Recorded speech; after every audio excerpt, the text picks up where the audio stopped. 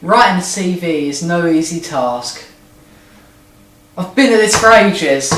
I mean, I know it's important to get it right, but it's hard to know what to include.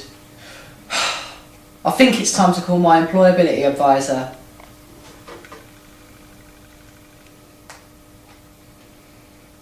Youth Employability Service to the rescue!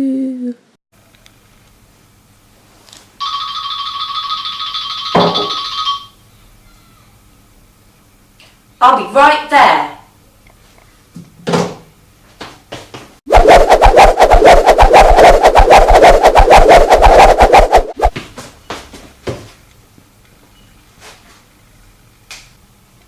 What's up, Mike? I've been trying to sort out my CV, but I'm getting nowhere with it. I'm getting all mixed up and I don't know where to start. Calm down, Mike. It's good that you're spending time trying to get your CV just right. After all, it's one of the most important tools you have as a job seeker. But no need to get stressed. I can help you sort it out. What have you got so far? Well, I know I need to put my contact details clearly at the top. I've got my name, address, telephone number, nationality, date of birth. Wait, Mike. You do need to make sure an employer can get hold of you, but you don't need to include anything that will have no impact on you getting the job. So no need for your nationality, your date of birth, or your national insurance number. Remember, your CV is a snapshot of your skills and abilities and not your whole life story. Why don't we find out what some other people think so we can get some ideas about what we need to include? Probably the most important thing is to have a really good, strong, clear personal profile right at the beginning of your CV. On my CV, I have buzzwords. I think skills are very important. From my experience of looking at people's jobs applications, people don't usually put them as clearly for the actual job they're applying for. Basically, to have everything in order. Be honest with what you write on your CV. So it could be work experience, could be education, training, or having a job. But as long as you've got a continuous flow from start to finish, then that's the main thing. Now we have some ideas about the important things to remember when writing your CV. Let's get started with your personal profile. My personal what? Personal profile, Mike.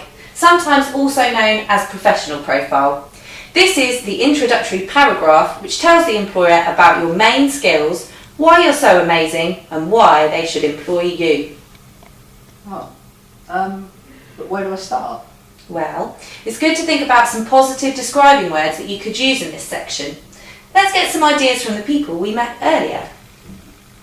Reliable. Creative. Approachable. Responsible. Practical. Thanks. Now I have a really good starting paragraph. What comes next? Well, now I need to think about your work experience and your education and qualifications. It's up to you which order these two sections go in, but you should think about whether it's your previous employment or your qualifications which are most relevant to the job, and then put that first. Okay. Well, I've just finished college studying business and IT, and I'm applying for a job in an office, so I guess I'll put my education and qualifications first, right? You've got it! Remember to keep everything in chronological order, with the most recent thing first. And remember to put dates next to each course you've completed, and again, only put what's relevant. The employer doesn't need to know which primary school you attended. Okay, got it. It's really starting to take shape now. Yeah, it looks great. There are a few other things you can include if you want to. Things like key achievements, references, personal interests, or an objective. But this is up to you. You don't really want your CV to be more than 2 pages, and don't forget to check for spelling mistakes. Thanks. I think I'm almost done. Great. Let's just recap.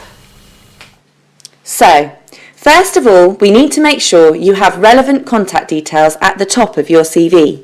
Your name, address, and telephone number are all important to include.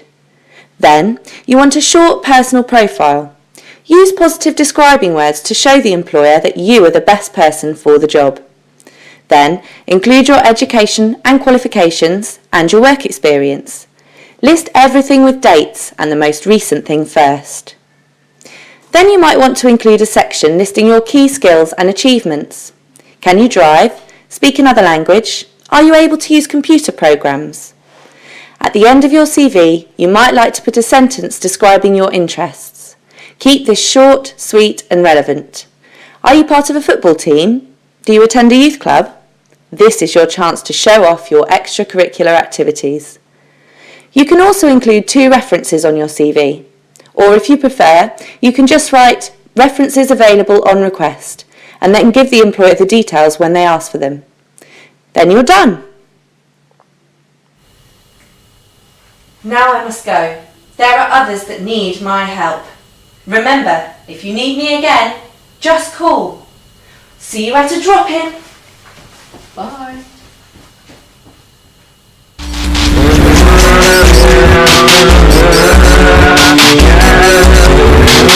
Yeah.